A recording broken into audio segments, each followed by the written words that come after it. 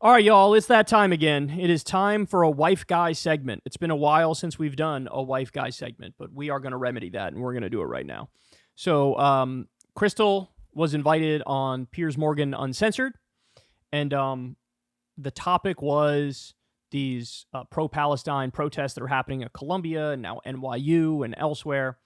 And look, I could tell you from behind the scenes, of course, that when she was invited, of course, your initial thought is like, it's either going to be just me and Piers, or it'll be me, Piers, and like one other person, right? Because in that scenario, those numbers are manageable. That works. You can say what you want to say. You can have a substantive exchange. Like, those are the best kinds of conversations or debates or discussions where it's a reasonable number of people. We've all seen the CNN segments where there's like literally a dozen people at a giant desk, and it's like, what are we getting out of this? Each one of the people would talk for like a grand total of 17 seconds for the entire 2-hour show, and it's like, what are we doing here? Do they not think that like what? You think these people can't carry a conversation or a debate? Of course. I mean, this is what we do, right? Like, for a living. That's what I do. I can fill the time, and Krystal can, and anybody else who does this can do that. But no. What they did is they jam-packed this thing with like 1,000 people. By 1,000, I mean there's 4. There were 4 people plus Piers, so 5 total. And man, this got super unhinged. So one of the people on this panel is a former IDF soldier. Another person on this panel is an absolute liar who is known for lying. Now, they didn't know this at the time during the segment, to be fair, but she made a big deal about, I was attacked at a pro-Palestine rally. Somebody poked me in the eye with a Palestinian flag. Turns out, total lie. She made it up. She just made it up. By the way, she also has a history of doing similar things. We'll talk about that in a little bit. And then you had Wajahat Ali and you had Krystal. So let's watch some of this here. We're not going to go through all of it because it's a very long video, but you'll get a good sense of how this went down. The White House has condemned what it calls blatantly anti-Semitic statements at student protests against the war in Gaza. Fractious demonstrations at Columbia University in New York have rumbled on for 6 days, while arrests have been made at other major colleges, including Yale. Jewish students at Columbia have been warned to go home with classes moved online. Some pro-Palestine protesters have been suspended.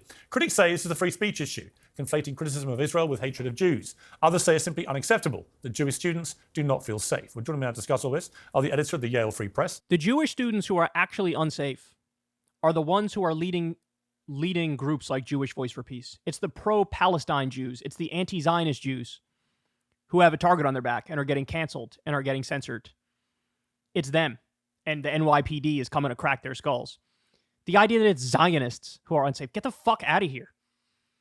The entire administration at all these colleges is packed full of Zionists. Billionaire Zionist money is coming in and flooding these universities, and people like Robert Crafter say, I'll pull out my money because you're not, what? Sending the National Guard in, shooting bazookas at the students? Like, what do you want? Anyway, I love how Piers is like very critical of Biden and skeptical of Biden, seemingly on everything. But then in his intro here, when talking about the White House has called this blatantly anti-Semitic. You know, now would be a good time for a little bit of that criticism you got, or a little bit of that skepticism you got there, Piers. Because Joe Biden is fucking wrong about this. Sahar Tartak, who was jabbed in the eye with a Palestinian flag by a protester, the Arab-Israeli journalist. Okay, by the way, liar. She's the liar. Let me just, I'm going to show you again. Ready? To discuss all this are the editor of the Yale Free Press. This is the liar. Again, we'll prove that in just a minute. But she said she was poked in the eye on purpose by a Palestinian flag. Your eyes are in perfect shape. There's not even a hint of an injury there. You think maybe that would have like raised people's, hey, I don't know, what's going on here? It doesn't look right. No, people just ran with the narrative, of course. Because the narrative is the one the media wants. So they ran with it. Tartak, who was jabbed in the eye with a Palestinian flag by a protester, the Arab-Israeli journalist Youssef Haddad, who was assaulted at a protest at Columbia University, the host of... No. It wasn't the student activist who punched him. It wasn't. And you'll see, he goes, well, actually, I don't know if I have the video in this thing, so we can't go through all of it, but he's recording, he runs up, he's very loud, he's very aggressive, he's talking into his camera, and he's like kind of yelling at the other people, and then eventually one of them punches him, right? Now, still, to be fair, I'm against the violence, period. You shouldn't have punched him, even though he's the most annoying fucking man on the planet. But as you're about to see, he is the most annoying fucking man on the planet. He does not shut the fuck up the entire time. Breaking points, Krystal Ball, and also go back to where you come from, Wajahat Ali. Well, welcome to all of you. Let me start with you, if I may, Saha. Tell me exactly what happened to you. Sure. So I went to a large anti-Semitic campus rally. This is why I can't take these people seriously, right? This is why I can't take you seriously. Your description of the entire rally is, I went to the anti-Semitic rally. So what? That was like the point of the rally? Were they waving banners that said, I'm an anti-Semite? Like, you don't... Okay. In order to change minds, in order to win arguments, you have to spit facts. You have to be honest. Now, if you want to accurately portray what these protesters believe and then disagree in a genuine and sincere way, that's fine. That's fine. I got no problem with that at all. But what you're doing is you're poisoning the well. You come out and immediately say, anti-Semitic rally. Well, you have an established dick about that, so why should I take your word for it? Because we all know the real reason for these rallies. Hey, we want the university to divest from their, financial connections with Israel. Perfectly reasonable. Perfectly reasonable. And we want the genocide in Gaza to stop. Perfectly reasonable. But yeah, anti-Semitic rally. Really? Were they praising Himmler at this rally? Were they waving Nazi flags at this? Fuck off. Night to document the protest with another visibly Jewish friend. He wears a black hat and tzitzit, which are ritual fringes, and has a beard. And I dress in ritually modest clothing and wear a Star of David. And we were immediately identified by protesters. This is like, did you guys see this video that was floating around social media where some Zionist Jewish woman wears a shirt that says Jew on the front and has like the Israeli flag on the back, and the woman's husband posted it and said, look at how brave my wife is. And it was like, there were a bunch of like pro-Palestine protesters around her, but they're totally minding their own business. And she just like walks out and stands in the middle as he records her. Nobody's paying any fucking attention to her at all. And she's standing there with the shirt that says Jew, with the Israeli flag on the back, and the husband's like, so brave, my wife is so brave. What is with this extreme desire to be a victim? You are not a victim. You know who is a victim? All of these pro-Palestinian protesters who just had to have the NYPD come in and crack their skulls, who are basically rolling the dice with getting suspended or expelled, who are having the full force of the administration at these colleges crack down on them. Jewish Voice for Peace got banned at Columbia University. Why are they not victims? Because they're pro-Palestine. And you just say, if you're pro-Palestine, you're anti-Semitic. That's what this is. And so they blockaded us by creating a human blockade, as in standing in a line with their arms linked in front of us. And eventually Netanyahu and I were separated, and so each of us were assigned separate human blockades made of protest organizers that taunted us and waved flashlights in our face. And as the other 500 anti-Semitic students at the rally... Oh, look at Piers soaking this in. Oh, yes, very serious. Oh, yes, very good. Very good. Oh, telling the truth, yes. Come on, man. No, your spidey senses aren't going off here. You know, you're not sensing a disturbance in the force here as she's talking. Oh, yeah, this is totally straight up. Noticed us and identified us. They joined in on the taunting. And so I was encircled by 500 students. I was encircled by 500 students. What is this, a fucking superhero movie? Dancing against the Jewish people in a circle. They were singing and dancing against the Jewish people in a circle? Who can believe this is an accurate portrayal of what went down? If you believe that, you have fucking oatmeal in your head. Around this plaza at Yale, basically the central plaza on our campus. And as they taunted me and waved their middle finger in my face and waved their keffiyehs in my face, one of them took his Palestinian flag, waved it in my face, and then jabbed me in the left eye. Why does your eye look perfectly fine? That's my first question. Why does your eye look perfectly fine? All right, well, this is the incident that she was referring to. Let's watch this. Here we go.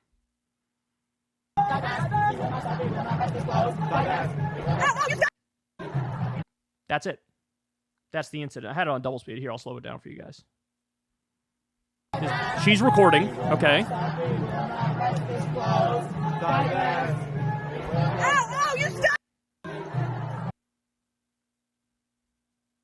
Does that look like a vicious assault to you? Again, let's play it again.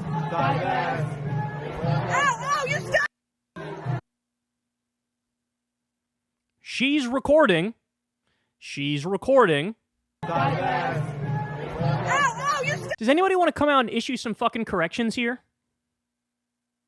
Does anybody want to come out and state the obvious? That this fucking woman is a fabulist and she's lying to get attention and build her narrative that they're all anti-Semitic students and they hate Jews and I'm a victim and 500 people encircled me and started singing songs about how Jewish people are evil. You are a liar. This woman is a liar. That's what she is. Now, by the way, I said we would prove it. I think this video is proof enough. But there's another interesting point to make. Do you guys remember? It was like, what, maybe a month into the genocide in Gaza, and somebody tweeted something very bizarre, like, I'm noticing an uptick in anti-Semitism problems at the school. They changed the name of the Israeli couscous in the cafeteria. They dropped Israeli. Do you remember that? I remember that. I think we talked about it on the show. As like, look how fucking fragile and idiotic these people are. So first of all, let's just be clear. In a situation where the thing was named Israeli couscous and they dropped Israel from it. Whoop-de-frickin-do. It's like if they had something named Apartheid South Africa oranges and they dropped Apartheid South Africa, I'd be like, okay, just call them oranges. That's fine by me, right? But that didn't even happen. It was a lie. It was a lie. It was a lie. It was a lie. She's the bitch that floated that out there. She's the Israeli couscous bitch. She is a known fabulist. And she's being taken seriously. But by the way, the media ran with her story. Oh, but pro-Palestinian or pro-Israeli woman poked in the eye. None of them are going to retract it. None of them are going to come out and say, the video doesn't look like what she said. And the video looked totally fucking benign. Totally benign. Worst case scenario you could say is the person kind of just tried to wave the thing in her face. That's all. But she's like, oh my eye. Oh, I'm dead. She's a liar. She's a liar. By the way, she's also like a writer for Quillette, right-wing outlet. Like, what are we doing here? As I tell you guys all the time, on this particular issue, I see wall-to-wall dishonesty from the pro-Israel side. They know they're losing the argument on the merits. It's an ethnic cleansing. It's a genocide. 41,000 Palestinians have now been killed. 36,000 of them are civilians, 15,000 kids, 9,000 women, 2 million out of 2.3 million Gazans are homeless. They know all of that is fucking indefensible. So what do? Change the conversation. All the people who are protesting this actually are funded by Hamas and Hezbollah, and they love Hitler, and they were chanting anti-Semitic things and dancing very anti-Semitically, and I've been assaulted, Liar. Okay, Jesus Christ, I'm not done. So now let's jump ahead a little bit. I'm just going to give you a taste of what this guy right here, the former IDF guy, what he was like in this debate, because it is horrific, I guess is the best word to describe it. Here we go. Supporting Hamas. There's a few people, isolated incidents, and yesterday, everyone should take solace in this, that yesterday, the students were organizing the protest in Colombia. Can you just let me finish, Ahmed? Yesterday, this will make you happy. Yesterday, just answer the question. The chant. He's not going to stop. The chanting is not one person or two persons. It's the whole student shouting anti-Semitic statements. Yesterday, just let me finish. Yesterday, when it all came out, these 4 or 5 videos that came out, guess who condemned them in full? The protesters. And then they said they're not part of the protest. They're outside the school. And then the Jews inside the protest movement are sending you videos saying that this does not represent us. So I, for one, think that we should put the focus on what are people saying. Reality. They are against an ongoing collective punishment against Palestinians that has killed over 34,000 people thanks to direct and support and money from the United States. They want ceasefire, they want peace, and they want the end of an occupation. I would think everyone here who believes in justice and peace will be against an occupation and against a war that has been an utter failure for the past 7 months, that has brought no security to Israelis or Palestinians. Why do you not join me in Krystal in saying an anti-Semitism, anti-Islamophobia, and for a ceasefire and the release of hostages? Do you agree that these protesters, that include Jews, are terrorists? I absolutely agree with you that we need to release all the hostages. Israel tweeted that. And only after you release all the hostages, we can talk about ceasefire, by the way. But do you agree with Israel that these protesters are terrorists? So he asked him, do you agree with Israel that these protesters are terrorists? I really find it very, very amusing that you are saying that they are peaceful protesters while they're chanting intifada, intifada. Do you agree? That's their big trump card. These people aren't peaceful. They chanted intifada. Yeah, that would fall under the realm of peaceful. That would definitely be peaceful. There's this stupid fucking gotcha that everybody's been trying to do lately on the idea of they're chanting from the river to the sea, Palestine will be free. That's anti-Semitic. They're chanting intifada. That is anti-Semitic. Hold on now. Have there been intifadas that have been violent? Of course. But the word intifada just means uprising. When you chant intifada, intifada, intifada, you can mean, number one, 2008 Great March of Return style thing, totally peaceful, totally nonviolent, Palestinians trying to get their human rights back. You can mean that. You could also mean intifada as in uprising, as in Palestinians have a right to defend themselves against an ongoing genocide and ethnic cleansing. Why does nobody ever utter those words? Palestinians have a right to defend themselves. Everybody says it about Israel all the fucking time. Nobody ever says it about Palestinians. Well, allow me to say it. Palestinians have a right to defend themselves. They are allowed to fight back against legitimate military targets. And if you want to call that an intifada, you want to call that an uprising, you want to call it whatever the fuck you want to call it, I'm down with that. I am totally fine with that, and everybody else should be too. But instead what we get is a Weasley fucking dishonest argument of, oh, they chanted intifada, so they're definitionally violent. Notice he dodged the question when he was asked by Wajihad Ali, do you agree with the Israeli government when they called these peaceful pro-Palestine activists terrorists? He didn't answer that question. I'm sure he agrees with the Wall Street Journal, who wrote that they're funded by Hamas and Hezbollah and the Houthis, because these people are nothing but fucking smear merchants. They want to talk about big money funding stuff in the United States, and you don't want to mention AIPAC and the Israel lobby? Fucking dishonest. All right, but I'm not done. Now, we are going to go to Krystal's moments in the debate. Here we go. I believe fundamentally in the right to free democratic protest. I mean, it's the bedrock of any free democratic country. But I don't believe in... I believe in free democratic protest. It's the bedrock of the country. But, okay, let's keep going. Violent hate rhetoric. And if you're a Jewish student at one of these colleges, hearing some of these chants, which we're all hearing, it's pretty terrifying. Chants like "From the river to the sea, Palestine will be free," and "Intifada." Those chants are not what they are smeared as being. Let's be clear about that. "From the river to the sea, Palestine will be free" is a call for liberation. It's a call for one democratic state in the region. Ask the people who say it, they'll tell you that. Yes, when a Hamas member tells you that, what they mean is drive Israel into the sea. That's wrong. That's bad. College kids who chant "From the river to the sea, Palestine will be free," they mean one democratic, secular state for all. Everybody has equal rights. That's what they mean. Jesus Christ. Isn't it? Well, here's what I would say. First of all, I echo Wajihad in saying I'm glad that both of our two co-panelists are okay. And I certainly support the call for justice for Yosef, and I hope his assailant is in fact apprehended and accountability is meted out. I think it's disgusting and frankly a cheap trick to use some isolated incidents to smear an entire protest movement. And I think it's very clear what's going on here. You know, a majority of young people and a majority of college students, majority of Biden voters, believe that Israel is committing a genocide and that American taxpayer dollars are going to assist in that genocide. They're outraged by that and they're protesting. And by the way, they won. I listened. Hold on. I listened to you, and I'm not finished. Protects Jews and Arabs. Yusef, you are clearly lying again and again. You must let other... She's lying. What lie? Where's there a lie? Right now, she's just explaining what the polling data shows. There's no fucking lie. Oh my God. This guy, he can't stop. Protects Arabs and Jews. Am I going to be allowed to speak here? Am I going to be allowed to speak here? Yes, you are. Okay, so a majority of young people... Do not speak over other guests, please.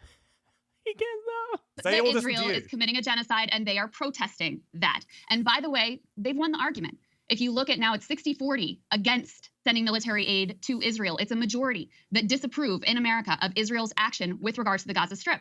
So it's a cheap trick as old as time. Use a few isolated incidents to try to smear an entire movement, which has the benefit, number one, of attempting to delegitimize it, and number two, of distracting from the continued atrocities which are unfolding at the hands of the IDF in the Gaza Strip. So this is, listen, I condemn anti-Semitism. I certainly condemn violence, but let's be serious about who the villains are right now. Would you agree that Hamas are villains? The villains are well, the terrorist organization Hamas. Hang on, I'm asking a question. Would you agree of course. that Hamas are villains? Terrorists. Piers does this every time he talks about Israel and Palestine. He does this, and he thinks it's like the biggest gotcha in the world. It's like, hey, the IDF killed 36,000 innocent civilians. That's terrorism, and that's messed up. But do you think Hamas is messed up? Yes. Next question. Like, what are we doing here, Piers? What are we doing? What does he think she's going to do? No, I am pro-Hamas. Of course she's not going to say... These people really don't understand how, like, basic moral principles work. They don't get it. Here, let me lay it out for you as simply as possible. I am against, in all instances, purposefully killing innocent civilians.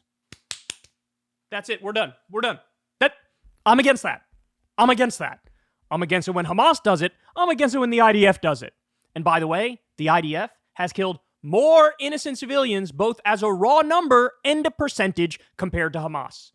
So that's why it's hard to take all the fucking crying and moaning and bitching and melting down and the insistence on continuing to bring up Hamas. It's hard to take that seriously if these same people turn into Neo from the Matrix, trying to dodge accountability for Israel, purposefully killing even more civilians as a percentage and as a raw number. You know, people like Krystal and I have no problem saying, yeah, Hamas is a terrorist organization. They're evil. But then when you... Is the IDF acting as a terrorist organization? Are they evil? All of a sudden... They don't even, bro. They don't even mean the thing, bro. When they're trying to get Hamas, bro. They're just defending them. Israel has a right to defend themselves, bro. Like, all of a sudden, the mental gymnastics kicks in. Oh, Jesus. And so is the Israeli government, given the number of civilians that they have intentionally targeted and killed, including targeting with a complete siege, which has triggered a famine. So first of all... That, by the way, that's the most devastating point, and Krystal makes this point all the time. Anybody who tries to argue, Israel's only trying to get Hamas, bro. Okay, first of all, just a cursory look at the numbers proves to you that's not true. But also, they're doing an entire siege. No food, no fuel, no water, no electricity, etc. for millions of people. The day they announce that siege, they are making very clear collective punishment is our move. We think the innocent civilians are just as guilty as the terrorists, and we're going to treat them as such. So nobody could say, though, they're just targeting Hamas shit. From the day they announced the siege and onward, it was crystal clear they didn't just mean we're going after the 30,000 Hamas members. They meant we're going after the 2.3 million people in Gaza. Fada means uprising from the river to the sea. Somehow when it's, Benjamin Netanyahu using that phraseology or holding up a map that literally shows Israel from the river to the sea with no Palestinians. Somehow that's fine. Question. Can you please, dude, just for a second, what okay? What do you mean Intifada means uprising? Have you seen Intifada, first Intifada? Have you seen the second Intifada? You don't know anything. You are not from the Middle East. Guys, this is all they got. They're saying Intifada. What they mean is they want to kill all the Jews and be violent. When you have to strawman the other side, reevaluate your position, right? Is the claim really that some 20-year-old college kids with pink hair from fucking Burbank are pro-Hamas? Is that really the claim? Do you really expect anybody to fucking believe that? Or is Occam's razor the obvious truth in this instance? Which is, these people, number one, want their universities to divest from Israel. And number two, want to stop the genocide. Stop the U.S. support, arming and funding it, and stop Israel from doing it. What do you think is likely? They're fucking proxies for Hezbollah and the Houthis, or they have a conscience and they can't stand to see another baby being carpet bombed and pulled out from underneath rubble with their legs missing. Gee, I wonder what it is. Krystal busted that fucking idiot up, and he was massively triggered, and Piers should learn a thing or two from this, and not just, look, there's nothing to gain in value. Number one, when there's so many people on the panel, but number two, if one of them is a fucking moron who won't shut the fuck up and let other people talk, what is there to gain from having them on? It's just a carnival. It's just a show. It's just a circus. You should just do two people at a time, have them have a real debate and discussion, as opposed to having little fucking lying virtue signalers like that bitch who lied about the Israeli couscous and being poked in the eye. She's a liar. And what's his face? The totally unhinged guy with the crazy eyes. That's it. That's the show. that's the show, y'all. I love y'all very much. Thank you for listening. You know the drill. Please like, please subscribe, please click that bell icon so you get a notification every time a video drops. Leave a comment.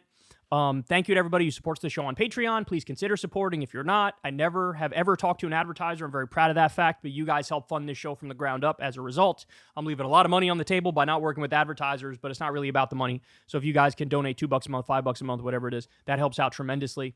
And that's all I got for you guys. Dave Smith is on Krystal, Kyle and Friends this week. Definitely check that out. We're going to talk about Gaza and his debate with Dennis Prager and Cenk Uygur and Batya Ungar-Sargon. That should be good. All right, guys, I'll talk to you tomorrow. Peace. Hey, y'all, do me a favor and like and subscribe. It helps out big time in the algorithm. Click the bell as well for notifications when videos drop, and watch that video on screen right now. You know you want to.